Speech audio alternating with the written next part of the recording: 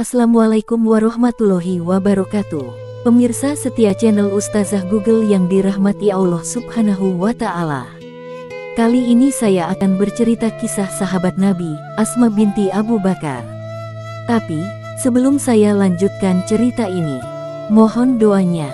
Semoga konten kreator channel kami dan keluarga senantiasa dimudahkan rezekinya oleh Allah Subhanahu wa Ta'ala untuk berangkat ke Baitullah dan ziarah ke makam Rasulullah. Amin, ya robbal alamin.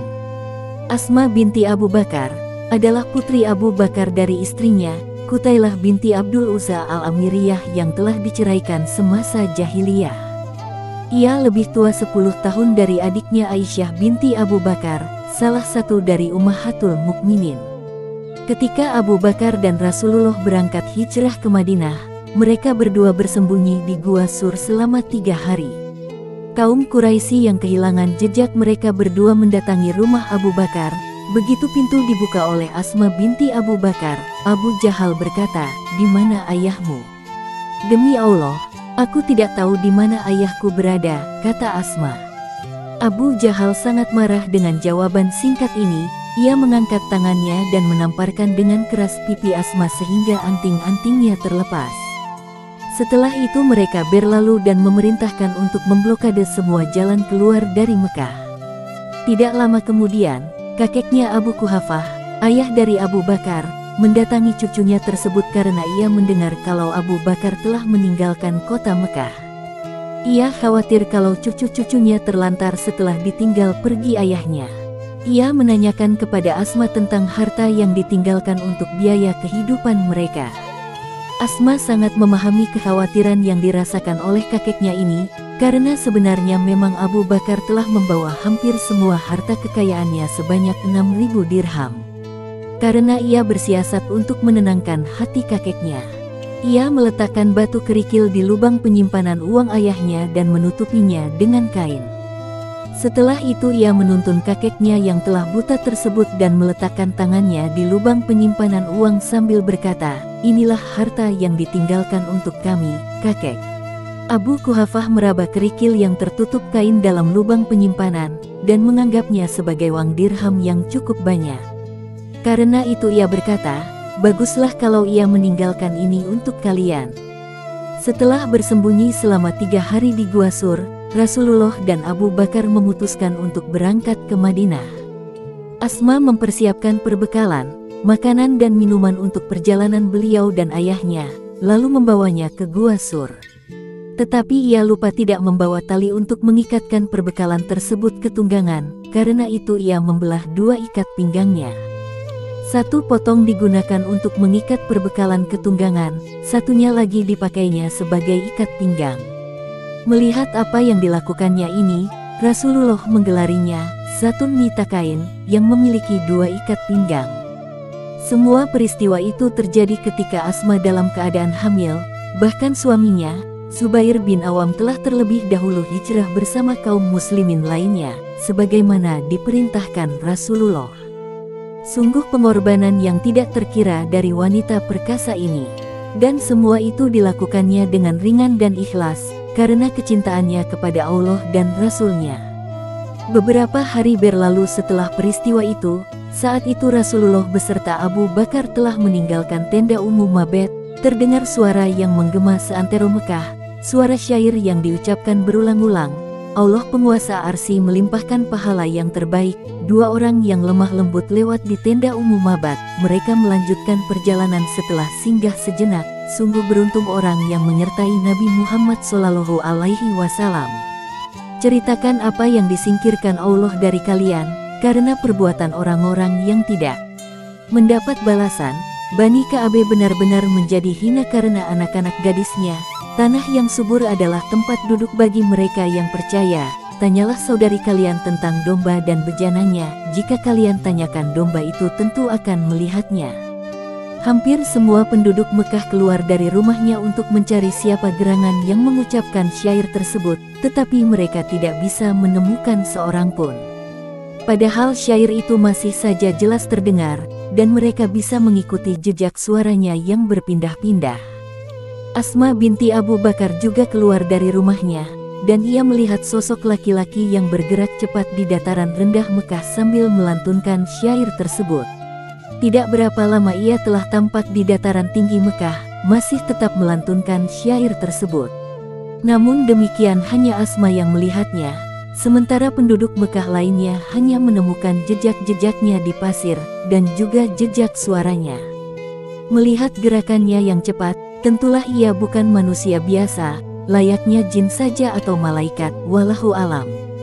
Yang jelas, dari syair-syair tersebut, Asma dan orang-orang muslim yang masih tinggal di Mekah mengetahui bahwa Rasulullah berada dalam perjalanan ke Madinah, dan berada di jarak yang aman dari pengejaran kaum Quraisy. Beberapa hari berlalu, setelah suasana kota menjadi tenang kembali karena hijrahnya Rasulullah dan Abu Bakar, Asma dan saudara-saudaranya menyusul hijrah ke Madinah beserta beberapa orang muslim yang masih tertinggal. Setelah beberapa hari tinggal di Madinah, ia melahirkan seorang bayi laki-laki yang diberi nama Abdullah. Kaum muslimin, baik dari kalangan Ansar ataupun Muhajirin menyambut gembira kelahiran Abdullah bin Zubair seakan memperoleh durian runtuh. Mereka mengeluh-elukannya bahkan membawanya keliling kota Madinah melewati kampung-kampung orang Yahudi. Apa sebabnya begitu heboh penyambutan kelahiran bayi Asma ini? Orang-orang Yahudi di Madinah ternyata tidak senang dengan kehadiran Rasulullah dan kaum Muhajirin di sana.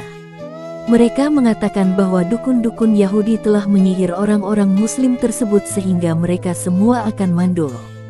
Karena itulah ketika Asma melahirkan putranya, kaum muslimin menyambutnya dengan gegap gempita dan membawanya melewati kampung-kampung Yahudi untuk membuktikan bahwa apa yang mereka katakan hanyalah kebohongan semata-mata.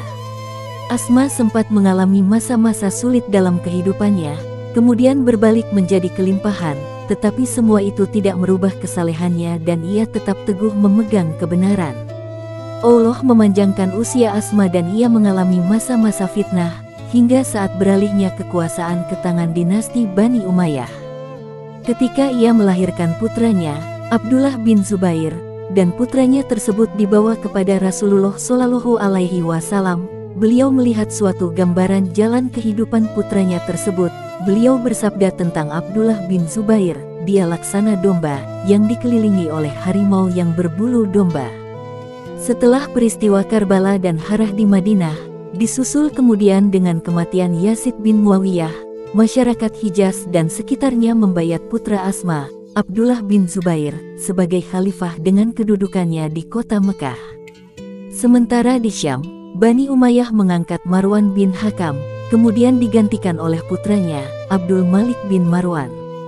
Khalifah Abdul Malik ini membentuk pasukan besar berkekuatan 40.000 orang dengan komandannya yang bengis dan kejam, Hajjaj bin Yusuf Ats-Sakafi, untuk menyerang Makkah, khususnya untuk membunuh Abdullah bin Zubair. Pasukan Syam ini melakukan pengepungan kota Makkah selama berbulan-bulan sambil menyerangnya dengan manjanik katapel besar dengan peluru batu-batuan dan terkadang berapi sehingga sebagian Masjidil Haram dan Ka'bah mengalami kerusakan.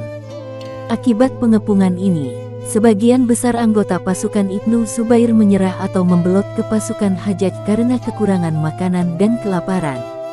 Tetapi ada juga karena berbagai tawaran kenikmatan duniawiyah yang ditawarkan oleh Hajjaj. Para pengikut yang setia mendampingi Ibnu Zubair makin sedikit, dan ia mengkhawatirkan keselamatan mereka. Tetapi mereka ini tidak mau meninggalkannya sendirian sebagaimana teman-temannya walau nyawa harus menjadi taruhannya. Abdullah bin Zubair menemui ibunya, Asma binti Abu Bakar yang telah berusia sekitar 97 tahun dan telah buta matanya, untuk mendiskusikan masalah yang dihadapinya. Ibnu Zubair menceritakan situasi yang sedang dihadapinya itu kepada ibunya, dan berbagai kemungkinan yang terjadi pada pasukan yang dipimpinnya, yang jumlahnya memang sangat sedikit. Mendengar penuturan putranya tersebut, Asma jadi teringat dengan ramalan Rasulullah saat melahirkannya. Inilah masa yang digambarkan oleh Rasulullah untuk putranya, dan ternyata ia ditakdirkan untuk menyaksikan kejadian tragis tersebut. Sebagai seorang ibu yang berhati tegar dan sangat teguh memegang kebenaran, Asma berkata, "Demi Allah, wahai anakku, engkau lebih tahu tentang dirimu. Jika engkau berada di jalan kebenaran, dan engkau menyeru kepada kebenaran tersebut, teruskanlah langkahmu, sahabat-sahabatmu telah banyak yang gugur demi kebenaran tersebut. Janganlah engkau mau dipermainkan oleh budak-budak Bani Umayyah. Tetapi jika sebaliknya, engkau hanya menginginkan dunia, engkau adalah seburuk-buruknya orang yang mencelakakan dirimu sendiri dan juga orang-orang yang berjihad bersamamu. Tentu saja Abdullah bin Zubair bukan tipe yang kedua, yang hanya mementingkan kepentingan duniawi. Ketika ia menyatakan kekhawatirannya bahwa Hajjaj akan menyalip dan menyayat-nyayat tubuhnya setelah kematiannya, dengan tegas ibu yang perkasa ini berkata, "Wahai anakku, sesungguhnya kambing itu sama sekali tidak merasakan sakitnya dikuliti setelah ia disembelih. Teruskanlah langkahmu, dan mintalah pertolongan kepada Allah." Abdullah bin Zubair menjadi lega, karena sesungguhnya yang dikhawatirkan adalah perasaan ibunya. Sesaat kemudian Asma berkata lagi kepada putranya, "Aku memohon kepada Allah, semoga ketabahan hatiku ini menjadi kebaikan bagimu, baik engkau yang mendahului aku menghadap Allah, atau aku yang mendahuluimu." Sesaat kemudian Asma berdoa, "Ya Allah, semoga ibadahnya sepanjang malam, dan puasanya sepanjang siang, serta baktinya kepada dua orang tuanya, engkau menerimanya disertai dengan cucuran rahmat-Mu. Ya Allah, aku serahkan segala sesuatu tentang dirinya kepada kekuasaan-Mu, dan aku rela menerima keputusan-Mu. Ya Allah, berilah aku pahala atas segala perbuatan Abdullah bin Zubair ini, pahalanya orang-orang yang sabar dan bersyukur." Dengan ucapan dan doa yang dipanjatkan ibunya ini, langkah dan hati Ibnu Zubair terasa lepas, tidak ada lagi ganjalan apapun pada dirinya untuk memperoleh kesyahidan yang didambakannya. Mereka berpelukan, dan demi diketahuinya bahwa anaknya masih memakai baju besi, Asma memerintahkan untuk melepaskannya, sambil berkata, "Apa-apaan ini Abdullah? Orang yang memakai ini, hanyalah mereka yang tidak menginginkan apa yang sebenarnya engkau inginkan." Ibnu Zubair pun melepaskan baju besi yang dipakaiannya.